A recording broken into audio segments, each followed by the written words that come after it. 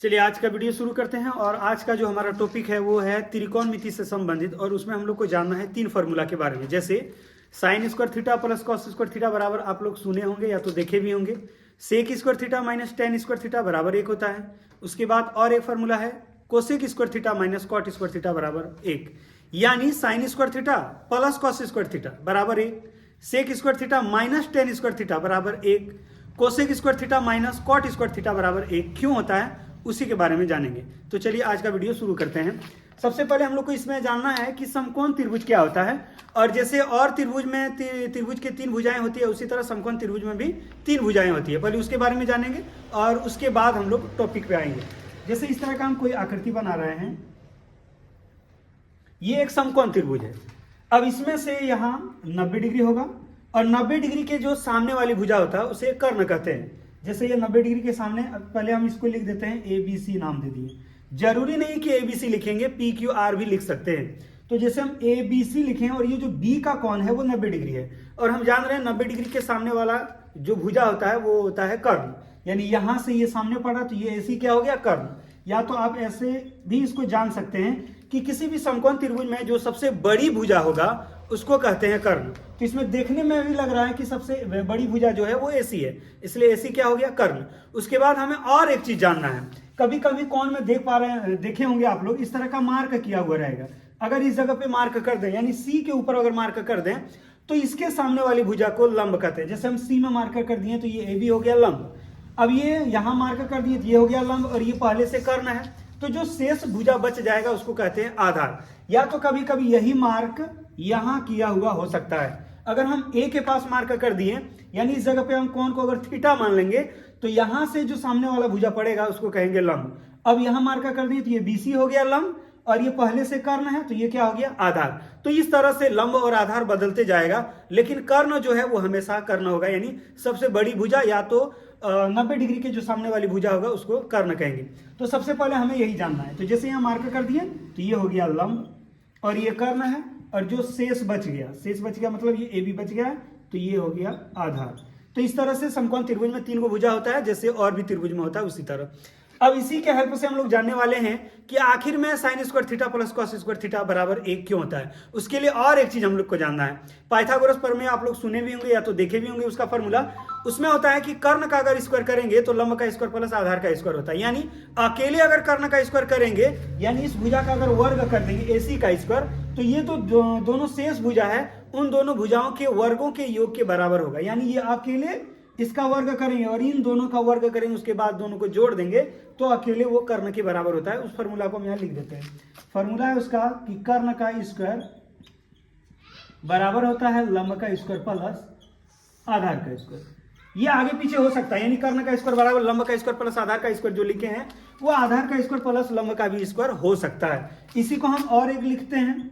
इसमें मान लिया जाए हमें लंब का भी जरूरत पड़ जाए, यानी लंब का स्क्वायर अगर निकालना हो तो क्या होगा, तो लंब अगर निकालना हो तो कर्ण का स्क्वायर में घटाएंगे आधार का स्क्वायर। तो यहां लिखेंगे कर्ण का स्क्वायर माइनस आधार का स्क्वायर। और अगर हमें आधार का स्क्वायर निकालना होता हो, तीसरा वो भी लिख देते हैं। अगर आधार का स्क्वायर निकालना हो तो इसमें होगा कर्ण का स्क्वायर माइनस लंब का स्क्वायर। ये 3 फॉर्मूला हमें याद रखना है। तो चलिए अब शुरू करते हैं कि sign square theta plus cos square theta बराबर 1 क्यों होता है। पहले एक हम सवाल लिख देते हैं वहीं कि sign square theta plus cos square theta बराबर 1 क्यों होता है। इसी को हम लोग प्रूव करने वाले हैं। तो इसमें भी एक समकोण त्रिभुज की जरूरत पड़ेगा। जैसे हम समकोण त्रिभुज का रचना करते हैं, ये मान लिया जाए वही त्रिभुज है जो इससे पहले बनाए थे, ABC। अब यहाँ 90 डिग्री है, तो यहाँ 90 डिग्री है तो ये क्या हो गया, कर्ण, यानी सबसे बड़ी भुजा या 90 डिग्री के सामने वाली भुजा कर्ण होता है। उसके बाद मान लिया जाए हम इस जगह पे मार्क दे दिए, यानी इसी के पास थीटा है, यानी कोण A क्या है, थीटा है, यानी यहाँ का जो एंगल है वो थीटा कोण बनाता है। तब ये क्या हो गया, लंब, और जो शेष बच गया ये बच गया शेष, तो ये क्या हो गया, आधार। अब हमें निकालना है कि sign square theta plus cos square theta बराबर 1 क्यों होता है। अब यहां से देखेंगे तो ये लंब होगा, ये कर्ण है, और ये क्या है, आधार। हम पहले एक बार लिखते हैं कि sign square theta plus cos square theta, उसके बाद हम लोग प्रूव करेंगे कि 1 क्यों होता है। यानी ये जो sign square theta plus cos square theta है, ये बराबर का इधर है, जो बराबर का इधर रहता है उसको कहते हैं LHS यानी लेफ्ट हैंड साइड, और बराबर का जो उधर रहेगा उसको कहेंगे राइट हैंड साइड यानी RHS। तो हम लोग पहले लिखेंगे कि LHS बराबर, और मेरे पास LHS में है क्या, तो LHS में है sign square theta plus cos square theta. अब ये साइन और ये जो साइन स्क्वायर को अभी भूल जाना है, साइन और यहाँ है थीटा, और साइन थीटा बराबर, इससे पहले वाली वीडियो में हम लोग बात किए थे कि साइन थीटा बराबर होता है लंब बटा कर्ण। तो यहाँ जो साइन थीटा लिखा हुआ है उसके जगह लिखेंगे लंब बटा कर्ण। अब यहाँ देख पा रहा होगा कि साइन में स्क्वायर है, तो ये जो लंब बटा कर्ण है उसमें स्क्वायर हो जाएगा। उसके बाद है कॉस स्क्वायर थीटा।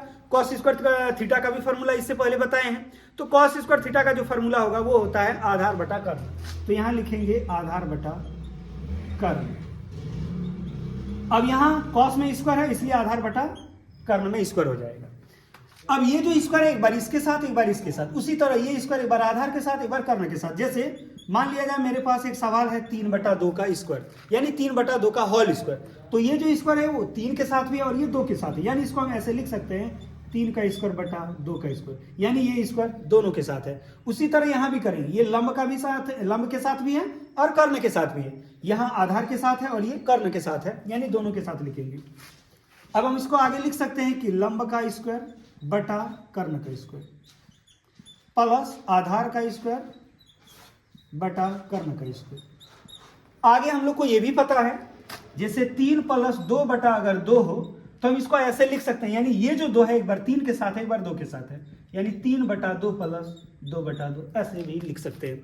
यहां भी वही करेंगे, यानी ये जो कर्ण है, अब इसमें देखेंगे कि 2 दोनों में मिला हुआ, तो 1 2 लिखे, यानी इसको हम ऐसे भी लिख सकते हैं।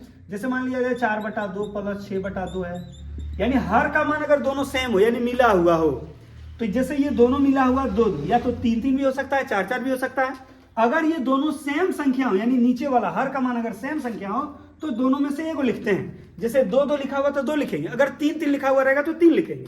उसके बाद ये दोनों को डायरेक्ट जोड़ देंगे, यानी 4 + 6। यहां भी वही करेंगे, कर्ण का स्क्वायर नीचे में दोनों सेम है, तो यहां क्या करेंगे, नीचे में लिखेंगे कर्ण का स्क्वायर और ऊपर में लंब का स्क्वायर प्लस आधार का स्क्वायर लिख देंगे, लंब का स्क्वायर प्लस आधार का स्क्वायर। अब यहां देख पा रहा होगा लंब का स्क्वायर प्लस आधार का स्क्वायर लिखा हुआ है। अब यहां देखो लंब का स्क्वायर प्लस आधार का स्क्वायर है, तो लंब का स्क्वायर प्लस आधार का स्क्वायर को क्या लिखते हैं, कर्ण का स्क्वायर लिखते हैं। यानी ये जो लंब का स्क्वायर प्लस आधार का स्क्वायर लिखा हुआ है उसके जगह क्या लिखेंगे, कर्ण का स्क्वायर लिखेंगे। तो या तो हम ऐसा भी कर सकते हैं कि लंब देखेंगे इसमें कहां है, तो लंब देख पा रहा होगा BC है, तो यहाँ BC का स्क्वायर लिख सकते हैं। चलिए एक बार लिख देते हैं BC का स्क्वायर प्लस आधार, इसमें आधार क्या है AB, तो AB का स्क्वायर बटा कर्ण है AC, तो यहां लिखेंगे AC का स्क्वायर। आगे देखेंगे कि BC का स्क्वायर प्लस AB का स्क्वायर, यानी लंब का स्क्वायर और आधार का स्क्वायर अगर करेंगे तो कर्ण का स्क्वायर आएगा, और कर्ण मेरा क्या है AC का स्क्वायर, यानी ये BC का स्क्वायर प्लस AB का स्क्वायर की जगह लिखेंगे AC का स्क्वायर, और नीचे में पहले से है AC का स्क्वायर। अब AC का स्क्वायर कट जाएगा तो बचेगा क्या, 1। इसीलिए sign square theta plus cos square theta बराबर क्या होता है, 1। अब आगे हम लिख सकते हैं कि LHS बराबर क्या हो गया, RHS। तो इस तरह से आप प्रूफ कर सकते हैं कि sign square theta plus cos square theta बराबर 1 क्यों होता है। अगले वीडियो में हम लोग जानेंगे कि sign square theta minus tan square theta बराबर क्या होता है, और एक फॉर्मूला जानना है हमें कि cosec square theta minus cot square theta बराबर 1 क्यों होता है। तो अब चलिए नेक्स्ट वीडियो में मिलते हैं। Thank you.